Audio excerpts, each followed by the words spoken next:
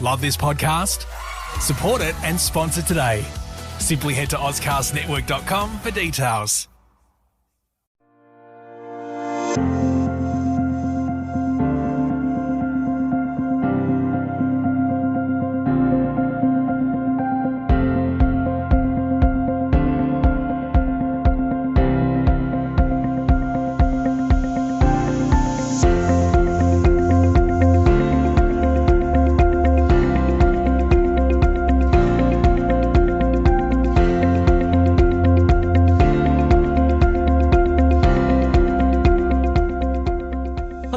Wherever you may hail, I'm your host, John Bruni. Welcome to The Focus, where we bring you the most thought-provoking and informative current affairs analysis from around the world.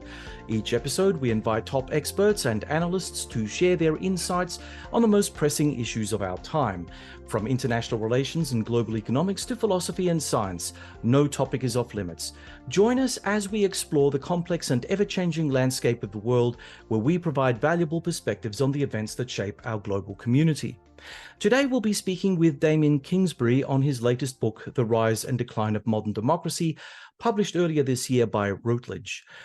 Damien is Emeritus Professor in the Faculty of Arts and Education at Deakin University in Melbourne, Australia. He has written or edited more than 24 books and several dozen journal articles and book chapters on political and security studies in developing countries. But before we start, a shameless plug for ourselves.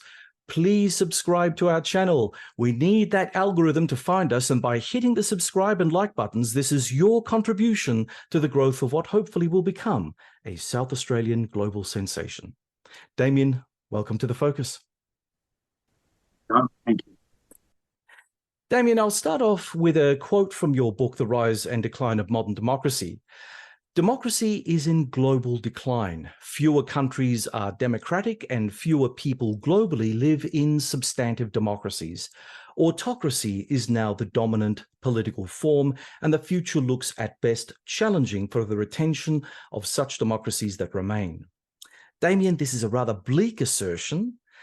It certainly suggests a permanency in the apparent rise of autocracy. I mean, for years, people have often lamented the lack of a benevolent dictator to overcome social and economic contradictions and inequities, suggesting that our political processes are either too weak or encumbered by bureaucracy, corruption, and elitist collusion to give us the peaceful contentment we all aspire to live in. Is this what we in the West are seeing, our desire for a strong leader to override minority sentiment and non-representative interest groups, or is there something much deeper to all of this? What people are losing sight of and have lost sight of is that historically people did not live under a democracy, particularly in the West, and they sought to have a better political arrangement, if you like. About 200 years, 150 years to achieve. Finally achieved it, and they said, we've got this thing, now we can stop worrying about it, we can stop thinking about it, wash our hands and let it work for us. Now, democracy doesn't work like that. Democracy only functions if its constituents are actively engaged, okay? And what we've found is in Western democracies in particular, constituents are not actively engaged. They're very passive.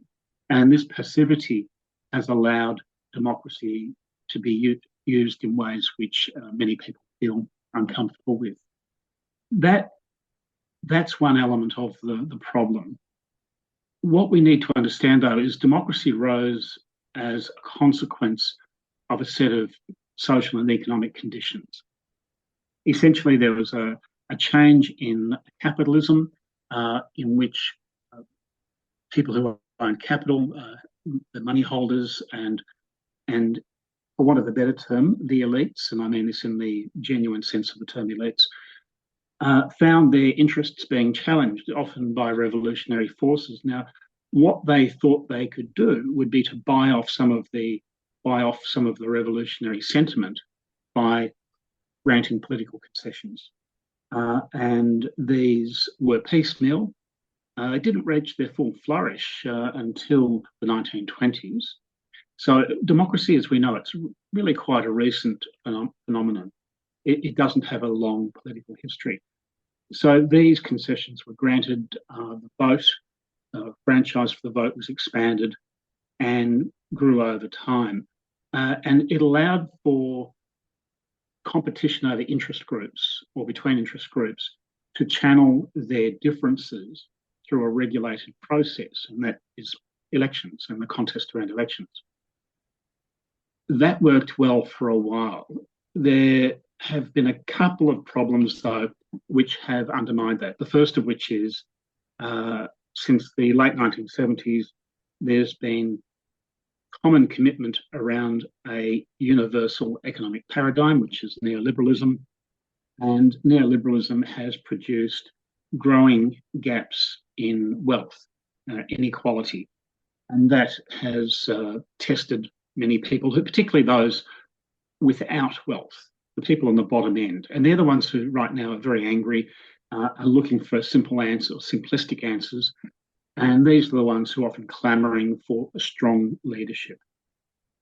The other issue which has occurred, which perhaps isn't paid enough attention to, is that if we see democracy being essentially an outgrowth of the Industrial Revolution, the organisation of people into large working groups, the spread of language, education, standardisation of language and education, and the forming of knowledgeable people around political ideas, what we're going through now is a new form of industrial revolution, a technological revolution. And people say, yes, well, we've got social media, we've got the internet and so on. What most people don't understand is that the way in which global finance operates has radically altered in the last 20 years.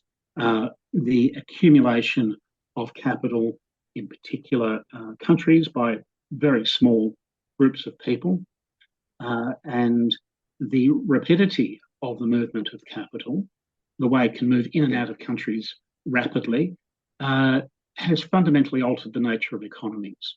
So we do live in a globalized world in a very real sense. We don't live in nations in the old 19th century sense of the term, that the countries we live in are somehow separate from each other. They're all very tightly interconnected. So we've got these two phenomena intersecting at the same time. And the consequence of this is people feel very insecure. Jobs are much more insecure than they were, say, 30, 40, 50 years ago. Often people used to have a job for life or might have 2 or 3 jobs over the course of their lives. Now, you're lucky to have a job for 2, 3, 4 years. And most people expect to change their jobs regularly. So there's insecurity, the growth of what's known as a precarious citizens who have a precarious grasp on the certainties of their lives, on employment, housing, education, even sometimes nutrition. People struggling to meet all of their costs, and they cut corners. These two factors have come in at the same time. They're intersecting with each other. They've created this vast gap in wealth, which is still growing, and they've made a lot of people very angry, as indeed a lot of people were very angry in the late 19th century, which is when the push for democracy really started to pick up steam. So we're seeing, in a sense, the sorts of conditions that gave rise to democracy, or modern democracy, but we're in a different socio-economic frame. And what we're seeing now is that democracy, as we know, is being dismantled, and autocracies are on the rise. Democratic countries, or countries which have claimed to be democratic historically, are becoming less so. Their democracies are very less healthy than they were. The United States, of course, is a classic example of that. But France almost elected a neo-fascist president, for example. It came very close.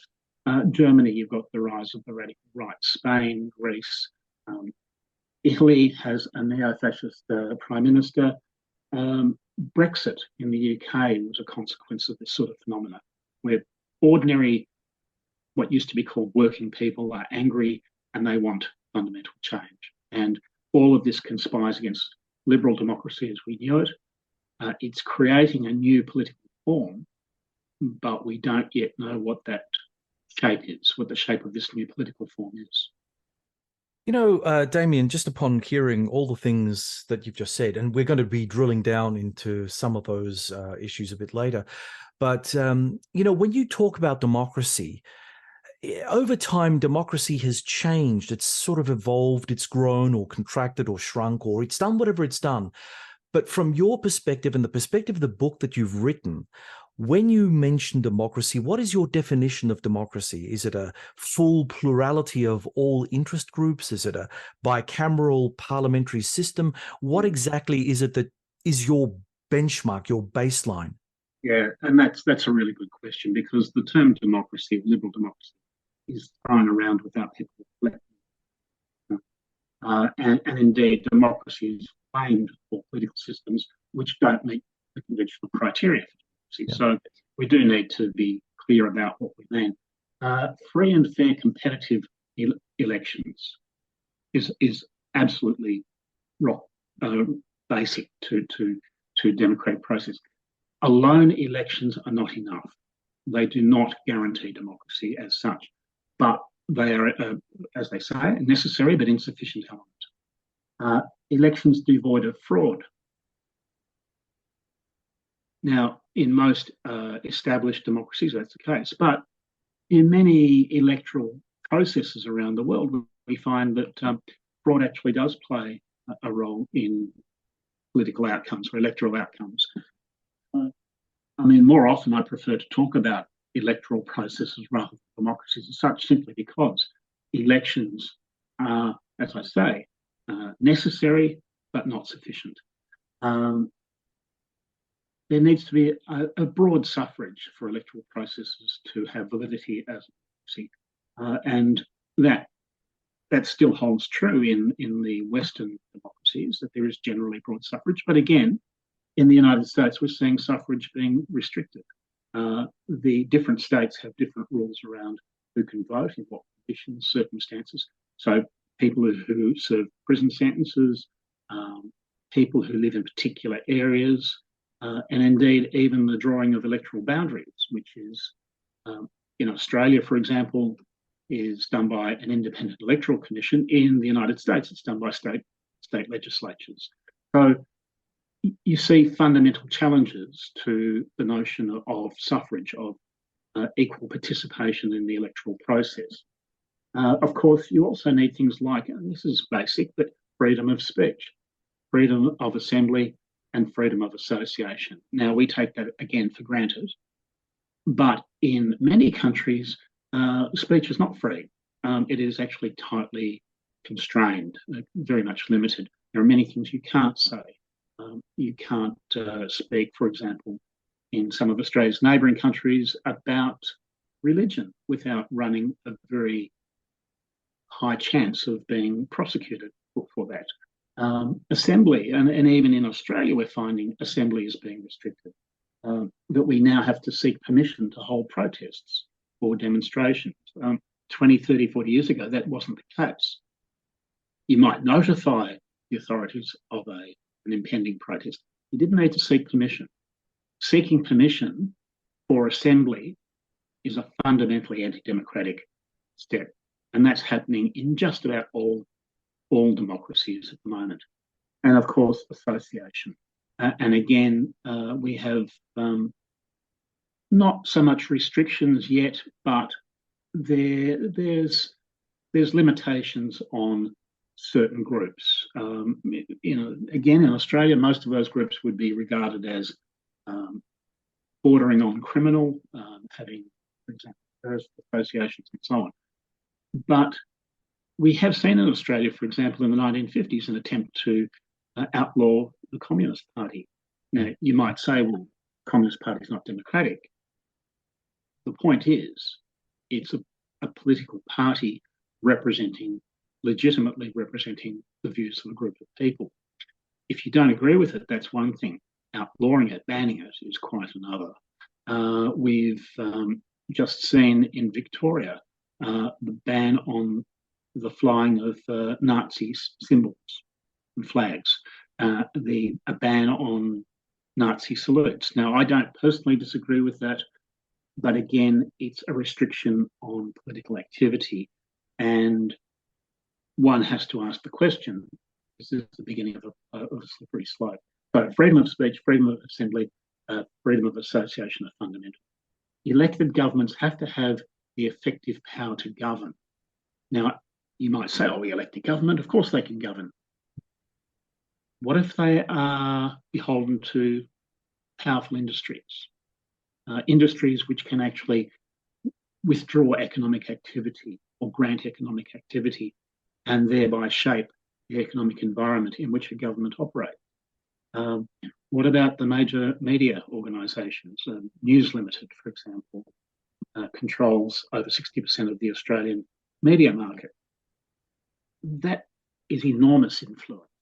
So clearly, a government having effective power to govern independently without external influence or interference is fundamental to having a substantive democracy. Those criteria are what's referred to as an expanded procedural minimum. Now, that's jargon, I get that. But a procedural minimum is essentially just elections. An expanded procedural minimum is elections plus those other qualities. Now, I'd say if you don't have all of those qualities represented in your democracy, what you have is an electoral political system, but not a democracy as such. Well, speaking of ideology, how has the narrowing of political differences between left and right pushed people into thinking that they're being excluded from the political process? And we mentioned that as one of the precursors of this discussion. People feel alienated, they don't feel empowered, but the political party process in democracies have added to this sense of being part and parcel of interest groups, the very interest groups you just spoke about. I mean, many of which now are unlike they were, say, or how they were confabulated, say, 30, 40 years ago, where there was genuine competition among groups, where not one dominated the rest. Now monopolies are entering the fray and are being legitimized, which means that party politics seeking funding for certain activities will approach extremely powerful groups and be almost captured by them. I mean, there is no other option. There is News Limited and then what? A couple of underpaid independent media outlets? I mean, that's just not going to cut the mustard, right? So again, you know, you've got both parties competing for the same amount of gravy from a monopolistic position, economic position. It is only natural that the people will feel, well, hard done by, right? No, absolutely. It's worth keeping in mind that when you talk about interest groups, and I'm old enough to remember when trade unions were still powerful in Australia. I mean, now they represent less than 20% of workers. When I was younger, they represented over 60%. So that's a very significant change. And that in itself is one of the consequences of the changing nature of the economy that we happen to live in. They were referred to as an interest group as unrepresentative, that their actions were destructive, and so on and so forth. Now, depending on your political or economic interest, that may well have been the case. But if you were a union member or from a union family or working in a blue-collar job, they were representing your interests. And indeed, the Labor Party in most countries was an outgrowth of the labour movement, of the union movement. So the fact that unions still have a significant role in the Australian Labor Party, for example, and in other Labor parties, is to be expected because that's their origins. That was the interest group they represented. The alternative interest group was capital, and that in Australia is represented by the Liberal Party, the Menzian Liberal Party. Farmers and agricultural workers tended to be represented by the Country Party, or now the Nationals, and so on. That was probably at a time when democracy in the West was at its peak, because you had interest groups representing different cohorts coming together in a political competition and respecting the outcome, regardless of who won. What we find now is the interest groups are actually much less represented than they were. There is essentially an economic orthodoxy around neoliberalism, which was adopted in the first instance in Australia and in the UK by so-called left governments, Labor governments. That means that the sense that you don't really get a choice has become more pronounced.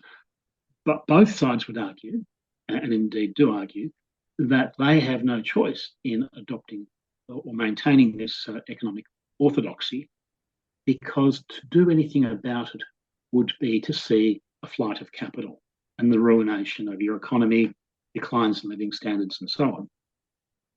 So it doesn't really come up. It's taken as a given now, at least for the foreseeable future, that neoliberalism will be the dominant economic paradigm until something comes along to replace it. And we don't know yet what that will be. One of the difficulties of this, of course, is that you have what used to be two competing sides of politics essentially agreeing around the core issues. Now, that means that ordinary workers who feel left out, ordinary people who feel left out, are in fact being left out because they're not being presented with an alternative. The other problem with that is that it means that what used to be the right of politics, which would traditionally argue for smaller government, less spending, fewer restrictions on trade and so on, is now finding that ground equally occupied by what used to be the centre-left. So the centre-right is saying, how do we now appeal to an electoral cohort? And the only way they've been able to do that is to shift further to the right. And that's occurred in Australia to some extent, but in the United States, very significantly. In Europe, absolutely. In Germany, France, Spain, UK, and so on.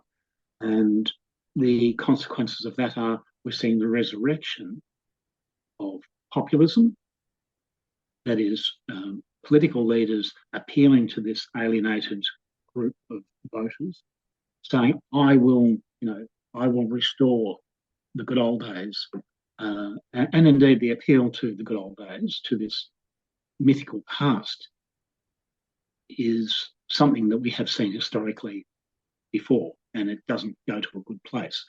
It means that people start clamouring for this return to something which in many cases never existed, and certainly not for them or their cohort. So we're seeing contemporary politics being torn in a few different directions. On one hand, there's agreement around core economic issues. Ordinary voters often feel alienated as a consequence, or increasingly alienated, and with very good reason, because their relative living standards are declining. There's no question that that's happening. On the other hand, you've got people on the right, and in particular the far right of politics, now saying, well, we're going to represent these ordinary people who are being left out, and we're going to attack the elites, so-called. Indeed, setting aside the fact that they represent the elites, it's again a common historical method of saying one thing and doing another. But they appeal to ordinary people on the basis of populist slogans. For example, immigration, stopping immigration or cutting immigration, getting out of the European Union, getting out of international trading arrangements, which is what Donald Trump did, and so on. And many of these political leaders are in fact finding that the further they go along that path, the more popular they become. And these are essentially autocratic style leaders, appealing to people on the basis of populism and emotion, not on the basis of rationality and fact, but speaking to a cohort of voters who not only feel, but in fact have been left behind. So, Damien, with the election of Giorgia Meloni in Italy, the Italian Republic hasn't been turned into a fascist republic, well, at least not as far as we can tell. She seems to be behaving by the norms and conditions of normal Italian politics.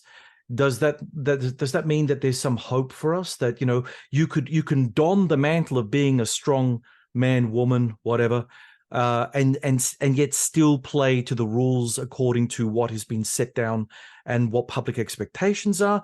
Or are we still waiting for the fascist penny to drop? Is this something that we're just waiting for at the moment, and they're quietly working behind the scenes to overturn the establishment? No, that's the critical question.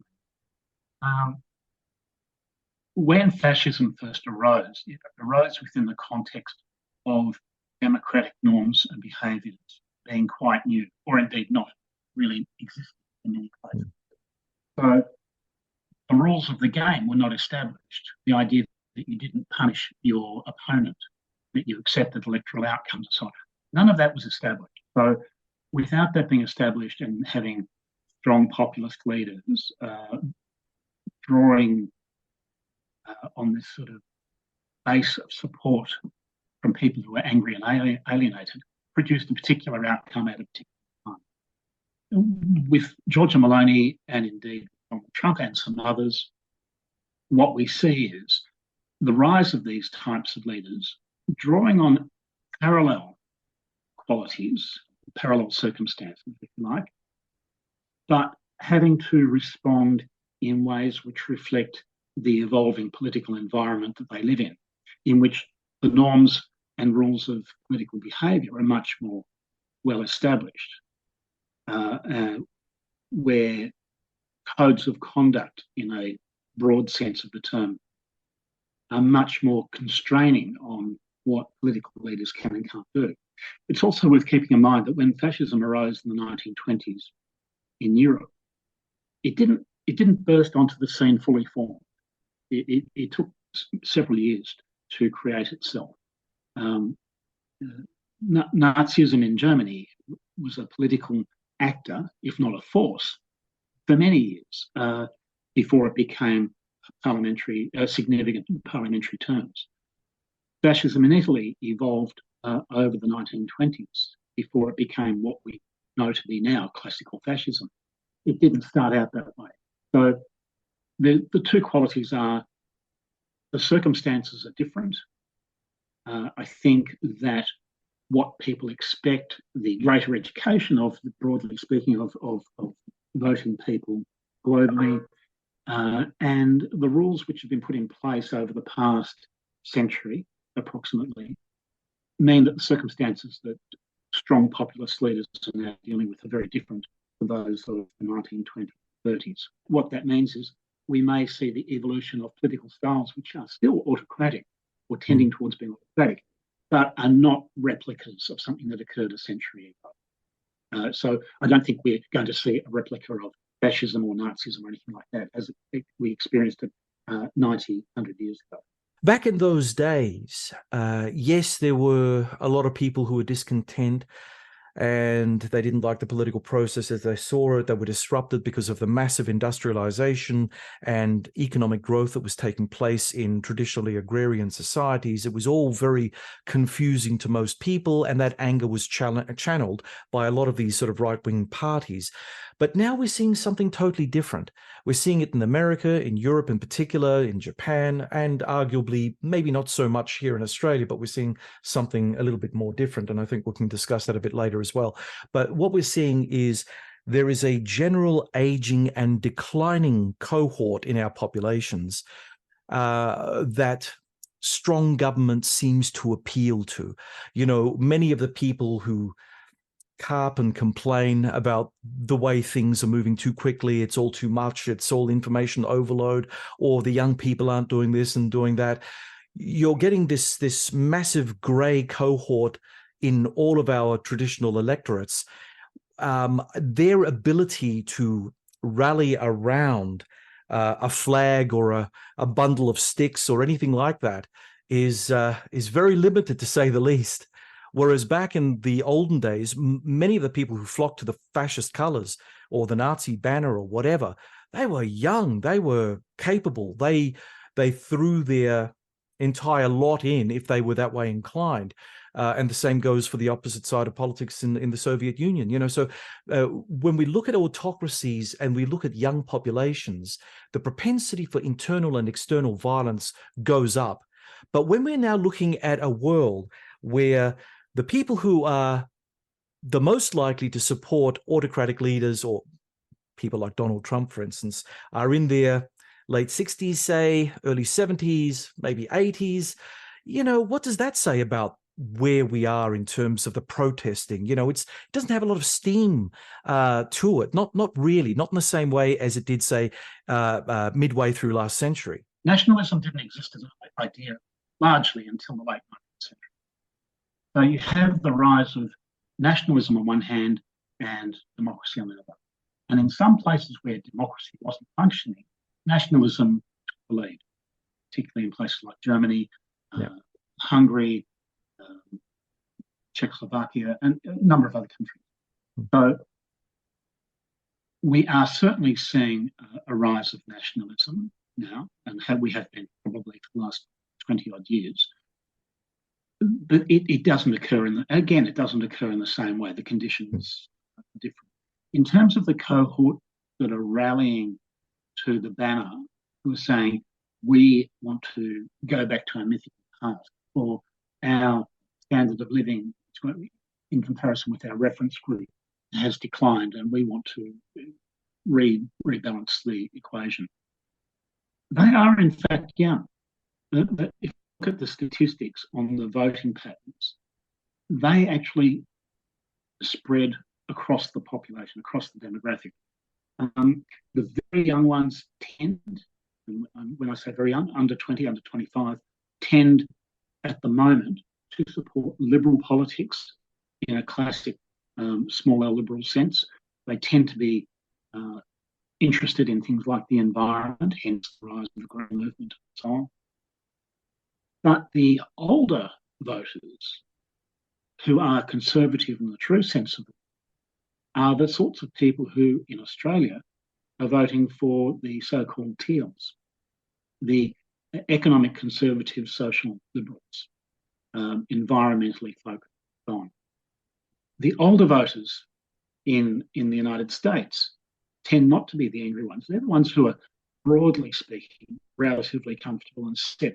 They've had their job for life or their couple of jobs for life.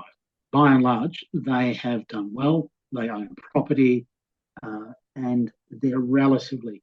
Now, this is not an absolute, of course. It's all phrased around the edges. The people who are upset at the moment are those who have had a house and lost it, can't get a house, can't buy a home, who live in rental accommodation that is increasingly unaffordable and which is of increasingly poor quality, who have job insecurity, who are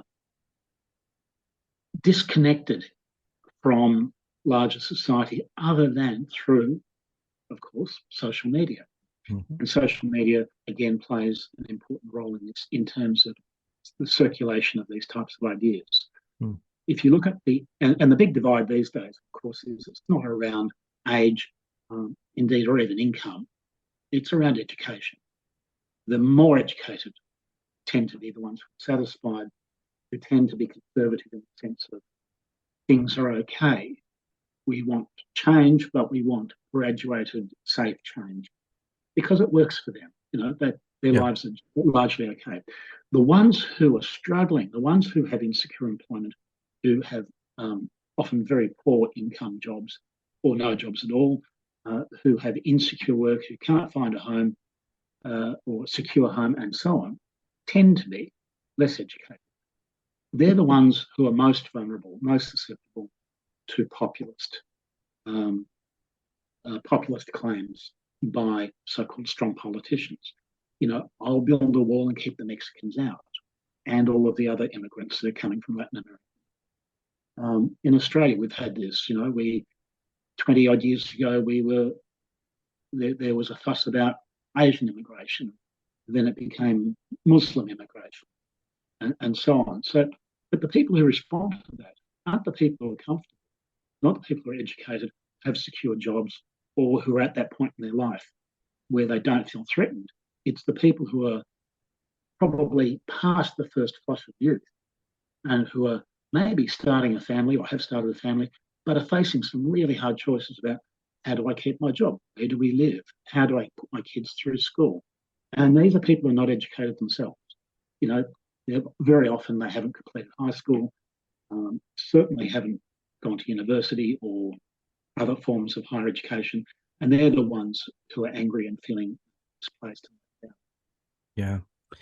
On our last episode, we spoke to writer and journalist Thomas Fazi discussing the permacrisis we seem to be living in, the seemingly endless series of multiple simultaneous crises, from war to pestilence and disease to climate change.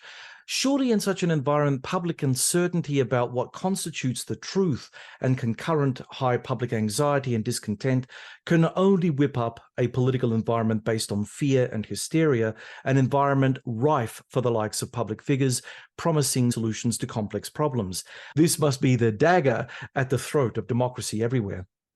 Yeah, well, it's absolutely. And what you're talking about is referred to as the polycrisis. That is, we're talking about, especially since the global financial crisis of 2008, which, interestingly, the elites, the genuine elites, the people who actually control the money, got very much richer. Even though the economies globally collapsed, the way in which governments came in to save their economies ended up enriching the people at the top and making life even more insecure for people at the bottom. So, since then, probably before then, but certainly since 2008, there's been what you would refer to as a polycrisis. We've had, obviously, COVID, health scares. We've been told to expect more of that. Yep. We have wars breaking out. The unipolar moment of the 1990s in the immediate post-Cold War period is long gone. We now have a multipolar world. China is a powerful actor in the way it wasn't 20 or 30 years ago, and it's not always benign. Russia is trying to reclaim some of its lost greatness, again, with a populist strongman leader who says, I want to make Russia great again. And he's prepared to go to war over that to make that point.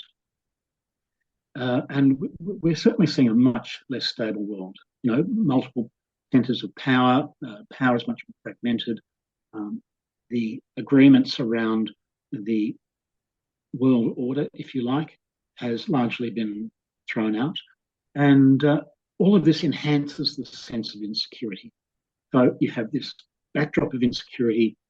Everything is changing at increasingly fast rates, as largely as a consequence of technology. We have an overload of information, most of which is rubbish, particularly if you get your information from social media. And this is creating almost the perfect storm.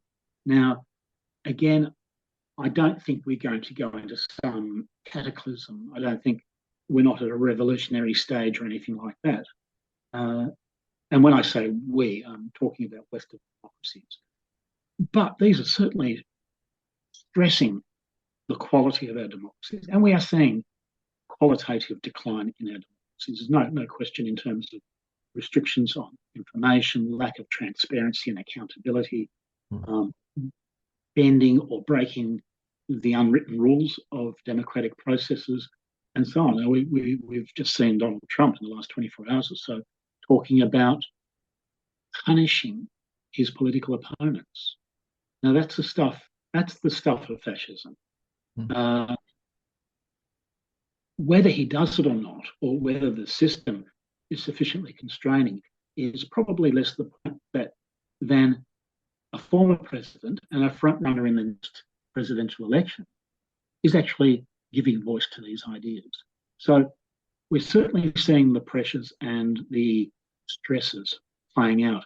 We may not abandon what we call democracy, but we may change it over time in such ways that when we get to some far point, we look back and say, this doesn't resemble what we had in, say, 1967, 1968, 1965. And indeed, if you go back to some of the forerunners of the idea of, for want of a better term, the end of history, Francis Fukuyama, who took his ideas from a European scholar. That European scholar was very influential in the formation of the European Union and saw the European Union as the answer for Europe's problems. Francis Fukuyama put a different twist on that and said, okay, we're at the end of history. It's going to be liberal democracy and laissez-faire capitalism. But we now know that that's not the case. And I think that even now, when we look back on that period, we're in a very different place to that which they were commenting on in the 60s, 70s, and 80s, and particularly the early 90s.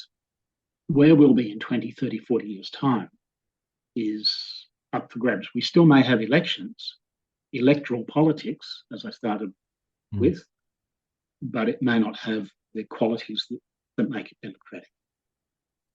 You know, if we bring it back closer to home, in Australia, we recently saw the defeat of the Voice national referendum, a very large and complex exercise in democracy.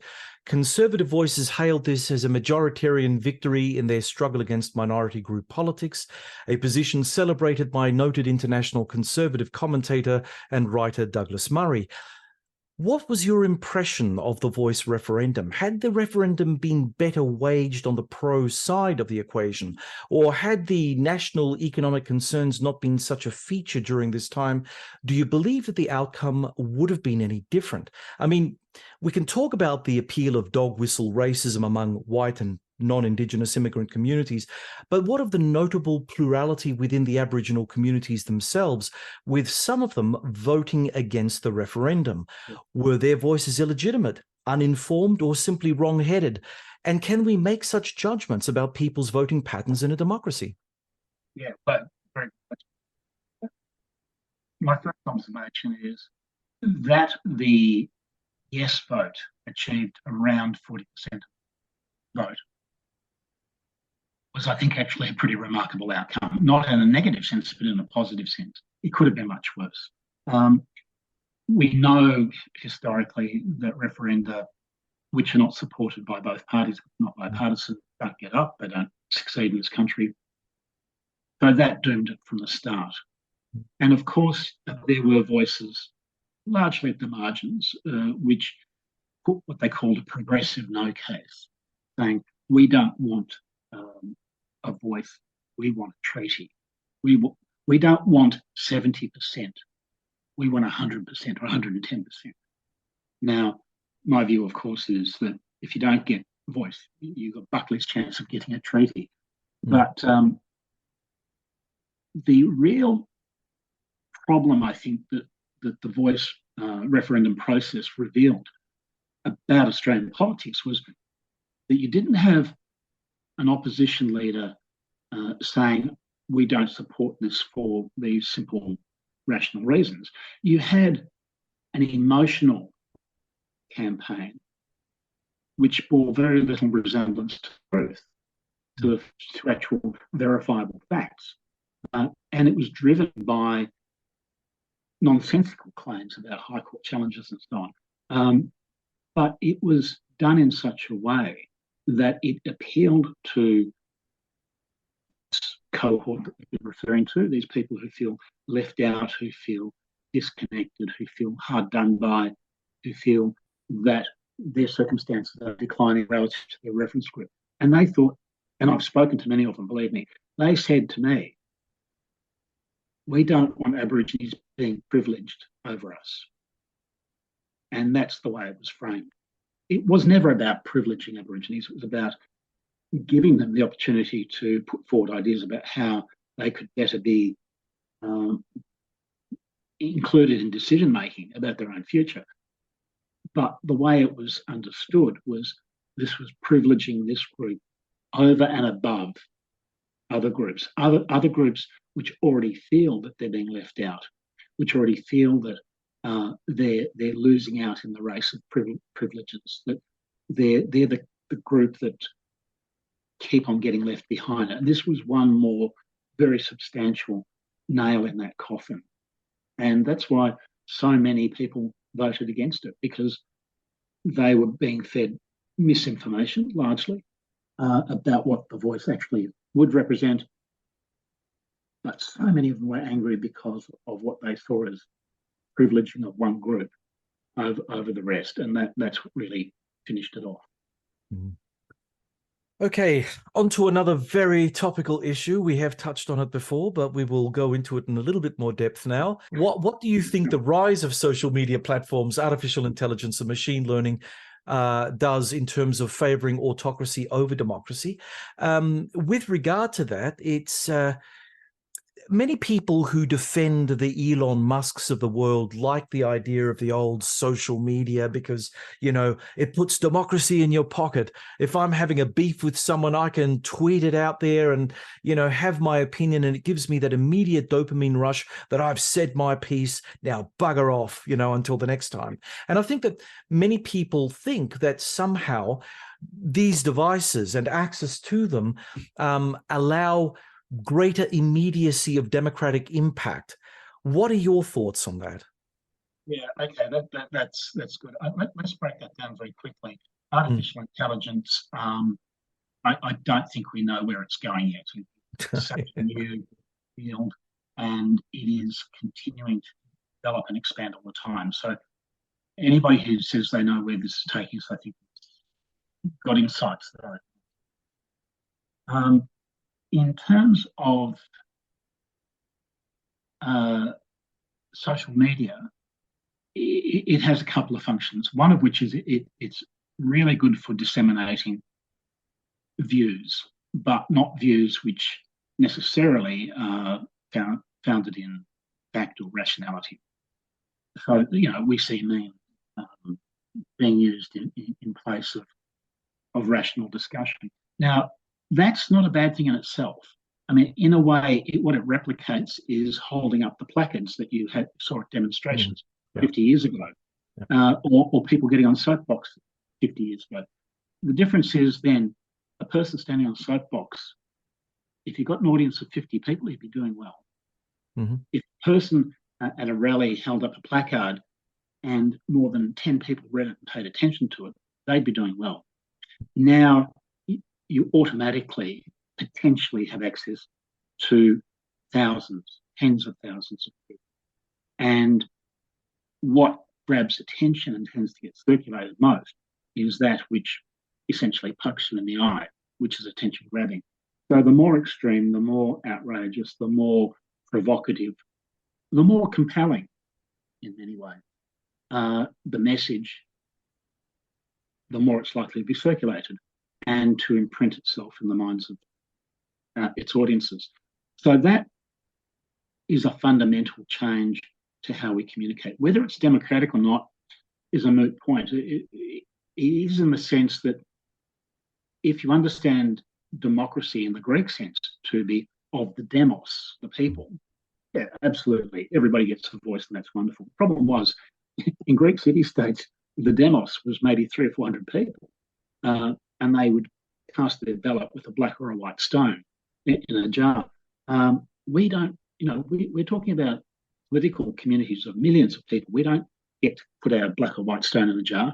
Not all ideas are equal. I mean, not all ideas are equal. Not all information is equal. And expertise, which has been denigrated shockingly in the last several years, actually does have value. And there is actually something called truth. And we know it's truth because it's verifiable. It's something that can be tested.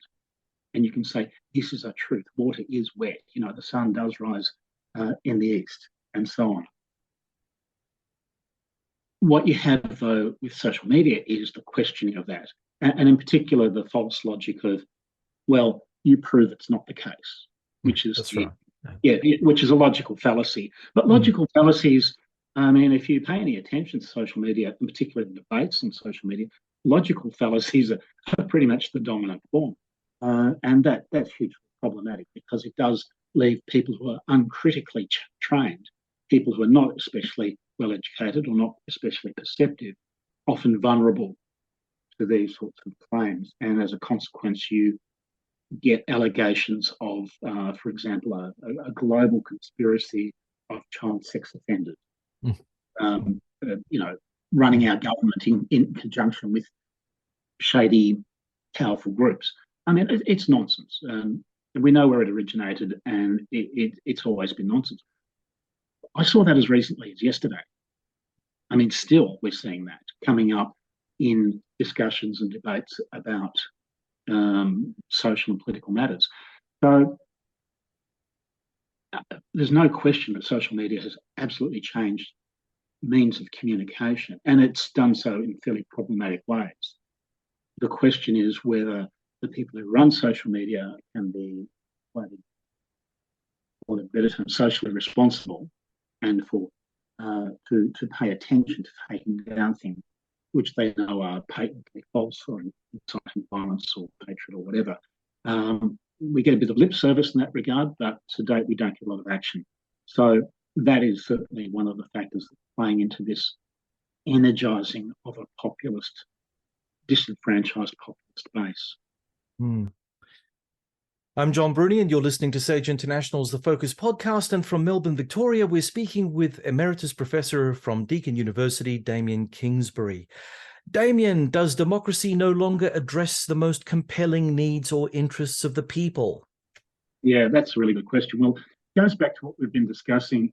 When you have common agreement around, for example, economic paradigms, neoliberalism, then if people are feeling alienated from that or left out from that or somehow losing out from that, no, it doesn't.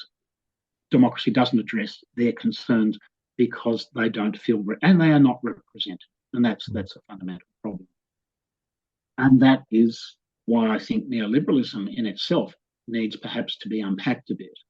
But it's an incredibly powerful economic ideology. It has global reach and indeed controls the global economy. We do know that if you try to go against it, you set up nationalist barriers or you increase taxes or tariffs or whatever you try to do to limit the impact of neoliberalism, you have capital flight because we live in a totally interconnected global economy, made more so by new technology. And we can see literally billions of dollars being wiped off share markets in a blink. Damien, just on that, I mean, what effect has protective barriers, shall we say, things like reshoring and onshoring done to the economic model you're speaking of? I mean, there was a time where globalization was an ideology. It was deeply embedded within that sort of neoliberal context, but the populist nature of certain politicians in the West now want to put the barriers up, which is kind of trying to break down that globalist structure. Is it not having any effect on neoliberalism as it was once constructed? Yeah, good point. What we've seen in the UK, for example, is as a consequence of Brexit, which I think Brexit was a manifestation of the things we've been talking about. We've seen a decline in the UK economy, no question. It was factored in very quickly in the process, and it has remained. And most people who live in the United Kingdom now regard Brexit as a mistake. They would change it if they could. In the United States, Donald Trump started to move in that direction. He scrapped a number of international agreements. But what we actually saw, and I was checking some of the statistics last night, what we actually saw is the claims made for his economic performance as president were largely in the first year, which were a hangover of the previous administration. And we actually saw a decline in economic indicators under Donald Trump. The national debt under Donald Trump increased by 40%. 40%. I mean, so clearly it doesn't work. And this is one of the problems with neoliberalism is if you go against it, you do suffer, you do pay a price. And how do we somehow disentangle ourselves from this monolithic economic paradigm without destroying ourselves in the process. And I don't have the answer for that.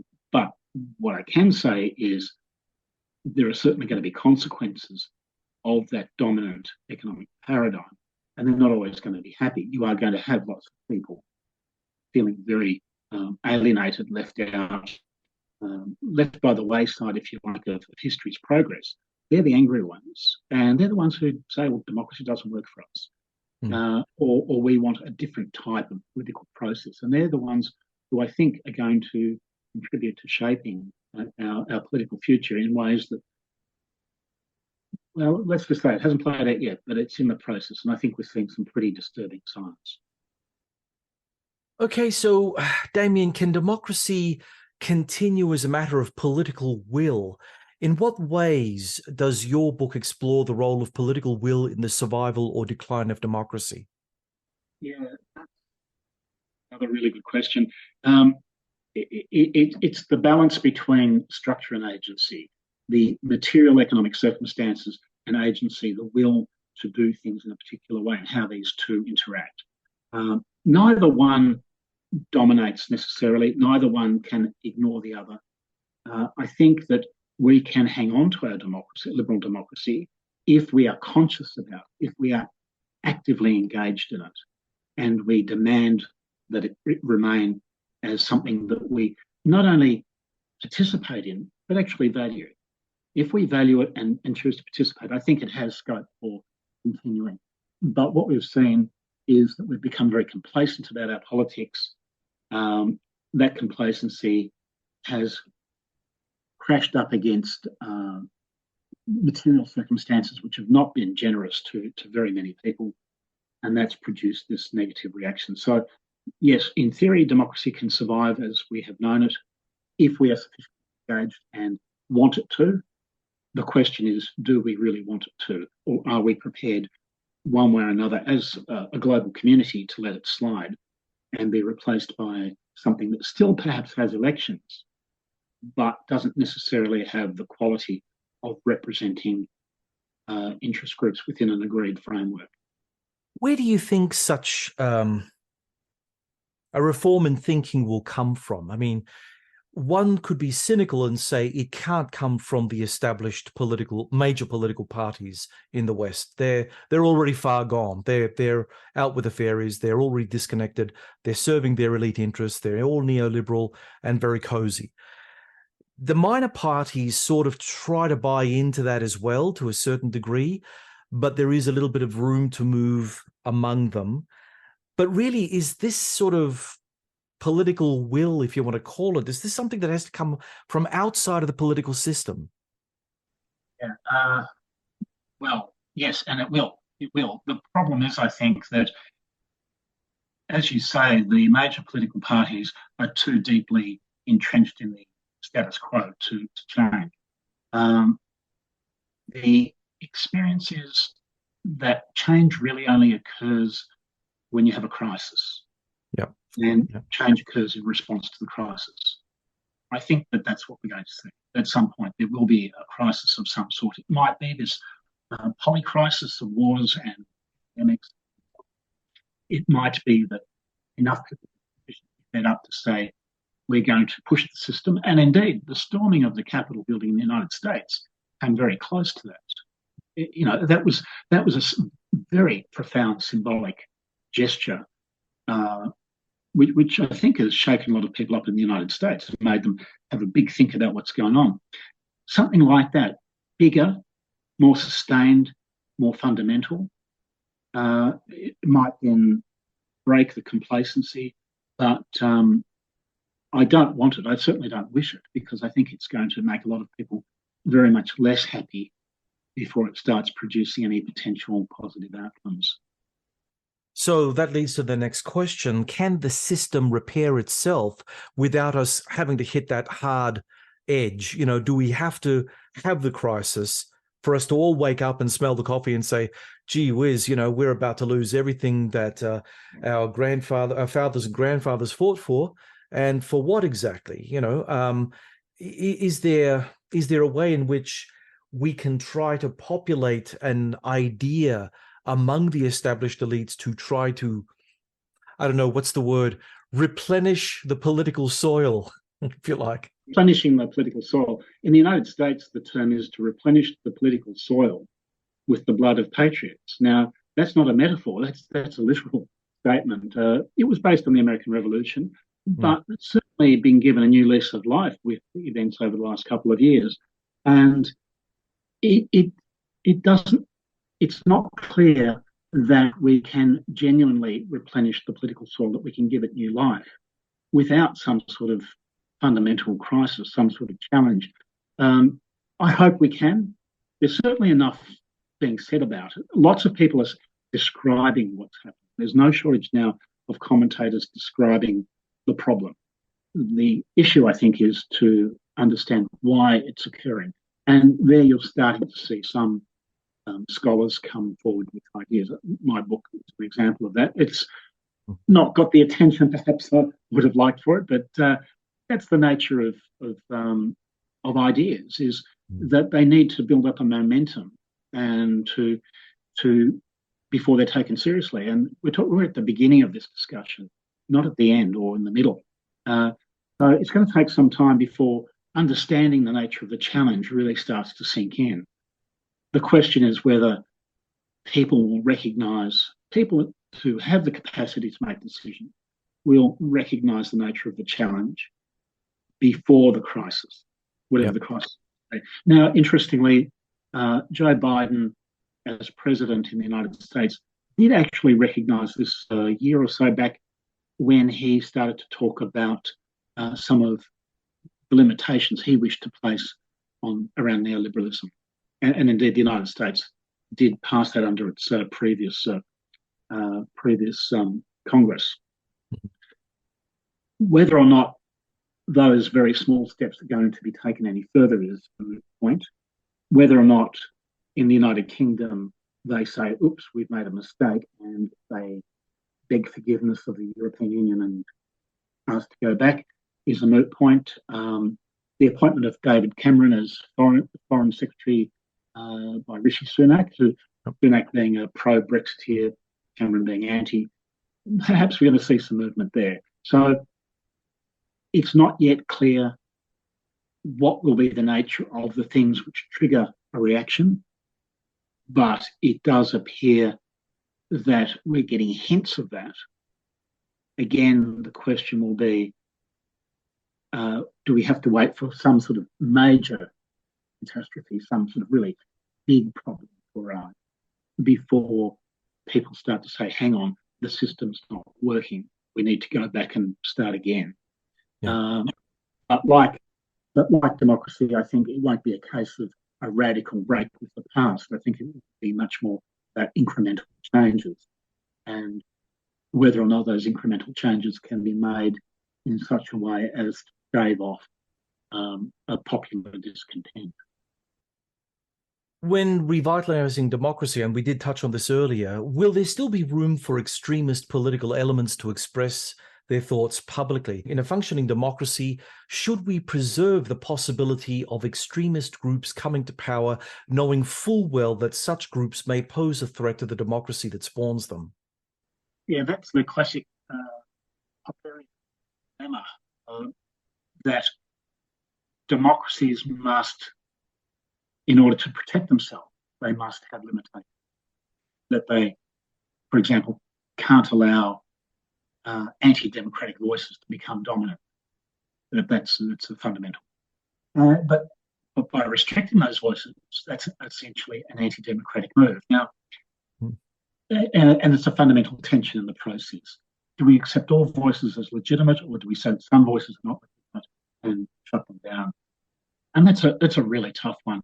I think what we are seeing is that the move towards the margins, towards the extremes, the polarisation of politics, is certainly increasing the loudness of the voices at the far ends of the spectrum. Whether or not that is controlled or constrained without infringing on a popular sense of freedom of speech and democratic participation is another matter again. But even now, we know that there are plenty of people who say that voices are being excluded from mainstream media and so on, and that we're getting one view, not a variety of views. So that's already an active debate. I guess the question is whether there is going to be some move towards trying to control the extremes, or whether we just say, well, it may not be palatable, but it's legitimate from that person's perspective. And in a plural political society, we must have a plurality of voices. So that's a curly one. But we've already seen restrictions in Australia, and we may well see that. Again, it may be one of those things that ultimately means that we have a democracy that much more narrowly defined, perhaps in ways which don't meet an earlier definition. There's been an extremely lot of chatter with regard to, well, the ongoing Israel-Hamas war. I mean, we've seen a spate of public protests around the world condemning what many have said is Israeli overkill in Gaza, designed to root out Hamas. Do ethnic and sectarian voices matter in modern democracy, especially when mass protests over what is happening in countries far removed from local politics can disrupt societal stability to the point of violence? At what point is it incumbent on governments to control these events? And how can this be done peacefully and without undermining free speech? I mean, we give these groups the freedom to protest for wars and social crises that are not of our making. You know, I mean, we're in a free country and we let them go off and do their thing. But, you know, when there are these convoluted struggles like the struggles in the Middle East, there will be ongoing for centuries to come, no doubt, and there will be mired in their local complications. But those local complications often give rise to violence. It's not just an expression of extremist sentiment. It's not even the confusing of, well, what's a Palestinian supporter? What is a Hamas supporter? Do both of them have equal value in a democratic society, protesting and giving ear to their particular views? I mean, I saw a very interesting Piers Morgan. Oh, God help me. I'm confessing my YouTube watching habits now. But, you know, to be fair to Piers, you know, he has given platform to a wide array of people on this war. But when you've got people who deliberately go into these debates notionally with the idea of giving their voice to a free speech dialogue, you get this confused mix of, you know, if you support one side, you're anti the other. If you know, and then people get angry, and that anger can lead to all kinds of other things off air, which we don't, you know, we're not privy to know. But when masses of people, tens of thousands, hundreds of thousands of people protest on these very passionate issues, which are not local issues, they are issues from abroad. They have no resonance with your average Australian, for instance. You know, they may be interested in finding out what the headlines are in parts of the world. How does this all work? I mean, it's an extension of the question that I asked previously, but now we're focusing specifically on multiculturalism and multiculturalism's role in perhaps facilitating free speech, but also perhaps undermining local democracy. What do you say to that? Well, there's a couple of points there. The first of which, we go back to COVID lockdowns. There was violent protest, and it was met with force, you know, ultimately. So there are constraints. I mean, there's free expression up to the point that you break them, you behave with violence or disturb the peace in unacceptable ways. Hate speech is a crime. I think, you know, and that's a good thing. So we're not free absolutely to say what we like. We never have been, and we certainly are not now. I don't see that as being essentially anti-democratic. Having laws against hate speech is sensible. In terms of how global events impact on it and the way in which some elements of our society respond to that, yeah, I mean, the situation in the Middle East, in Palestine and Israel at the moment, is shocking and horrifying, and it is sparking strong emotional responses. I'd argue that those emotional responses are probably already at a relatively high level prior to having a subject to focus them on. And that's as a consequence of the insecurities and the nature of change that we're all experiencing, that people are feeling, many people are feeling angry and upset already, and they latch it onto something and bang, they take off. Yeah. The Israel-Palestine, Israel-Hamas issue is, I think, emotive because it has a contested history. And of course, there is considerable bloodshed and loss of civilian life. And even people who would ordinarily be strong supporters of Israel are now asking, is this not going too far? We need to keep in mind, of course, that this was Hamas's plan from the outset, that they have said since that they expected to pay a very high price, their incursion. That was part of their prior thinking. So they knew what they were doing. The loss of civilian life was part of their game plan. So, you know, it really starts to muddy the waters around that particular issue. I think what we're focused on, though, is how people are responding to it here and why are they being so emotionally engaged. And like I said, I think that's really a reflection of a deeper set of issues, be it Israel-Hamas, be it the Ukraine-Russia war, be it the global climate emergency, you know, be it any one of a number of issues, be it lockdown. People are feeling tested and stressed and emotionally vulnerable.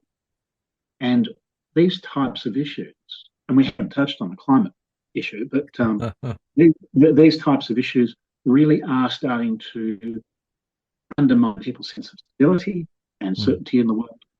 And that gives rise to emotional responses. And I think that's understandable. It's not necessarily a good thing. But, you know, again, if we go back and try to understand why things are happening, we might be in a better position to deal with it, rather than simply clamp down and say, sorry, you can't say these things, or you can't protest, or whatever. From a different perspective, for years, Australia and other democracies have been trading with the People's Republic of China. This country shares very little with the West in terms of social and political values and views democracy as a threat to its internal stability. Our economic elites have viewed trade with the PRC as central to their economic livelihoods.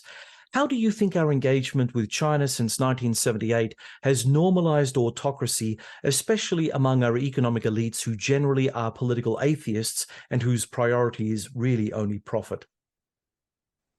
Yeah, well, let's put it this way.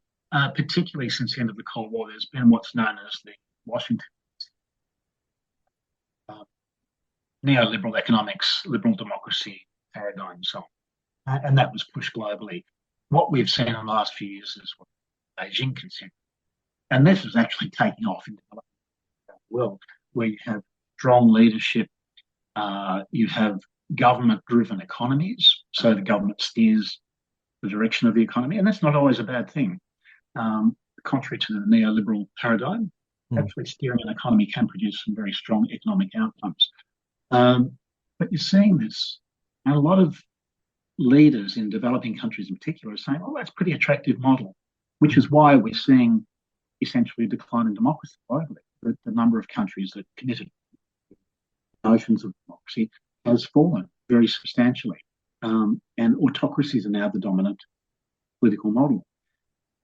It may well be that China is showing us, it's giving us a glimpse of what's in the future. Perhaps not for countries like Australia or the United States or Italy or the UK, but for developing countries, perhaps for India. I mean, India is certainly, its electoral process has been sorely tested by its current government, and its democracy is very thin, if we can even call it that anymore.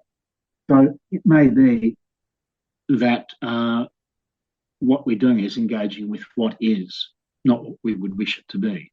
So whether or not that's a good thing, or whether we should put away eggs in one basket or not, I mean, when we saw the previous government stepping away from China and doing things that China said it would punish us for. My question at the time was, okay, so what's the plan B? There was no plan B. I think if we are going to have reservations about China, we really need to diversify away and do so relatively quickly, which we've started doing in the last couple of years, but more so. On the other hand, it may just be that the world will be not especially democratic, that the number of countries which remain essentially democratic shrinks. Hopefully Australia will still be one of them, and we will just have to deal with the world on the terms and on which we find it, and not on the terms that we would like to see. So it's a tough one. That in many ways means turning a blind eye to human rights abuses, to political repression, to all sorts of things that we would consider deeply problematic, but which we have functionally virtually no capacity to do anything about. Okay, Damien, in conclusion, your book suggests that democracy may survive, but only through a renewed commitment. But how can this be accomplished at a time of genuine social anger and skepticism, a plurality of warring interest groups, and the collapse of local and national community? What are your key takeaways or insights regarding the future trajectory of democracy, and how optimistic or pessimistic is your outlook? Yeah, well, education is the key. Always has been, and it always will be.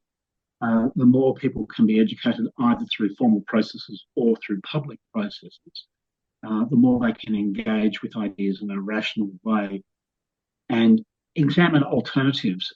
For example, to say, okay, if you don't like the system we have, think about the alternatives. As Winston Churchill said after he lost an election in the 1950s, I believe.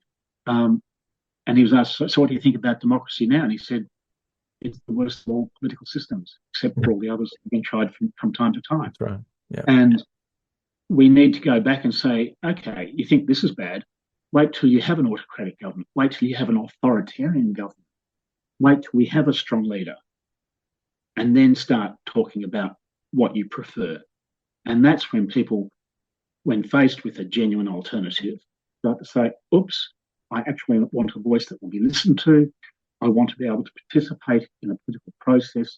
I want freedom of speech. I do want to be able to assemble with groups of people. I do want all of the things that the substantive democracy promises because they constitute a fundamental social and political good. Whether or not that happens is a moot point. Like I said, I think countries like Australia are better positioned to weather the storm than some others.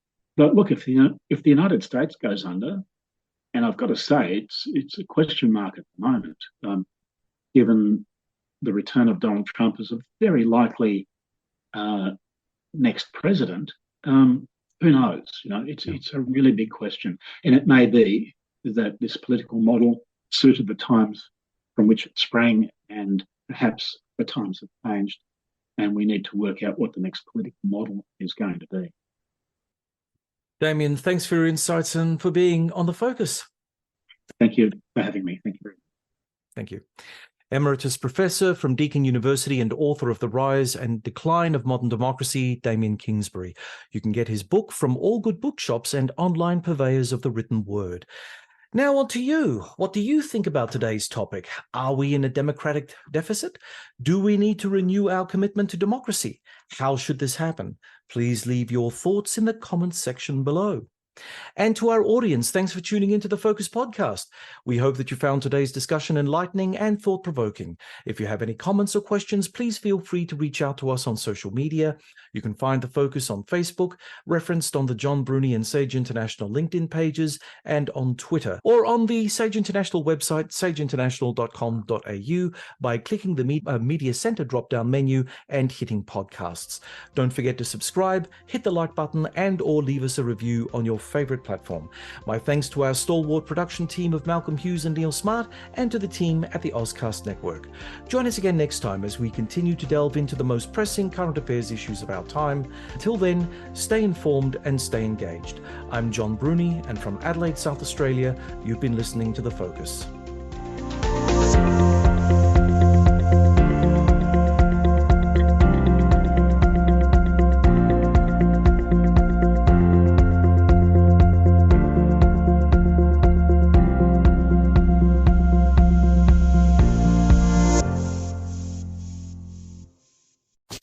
Love this podcast? Support it and sponsor today. Simply head to AuscastNetwork.com for details.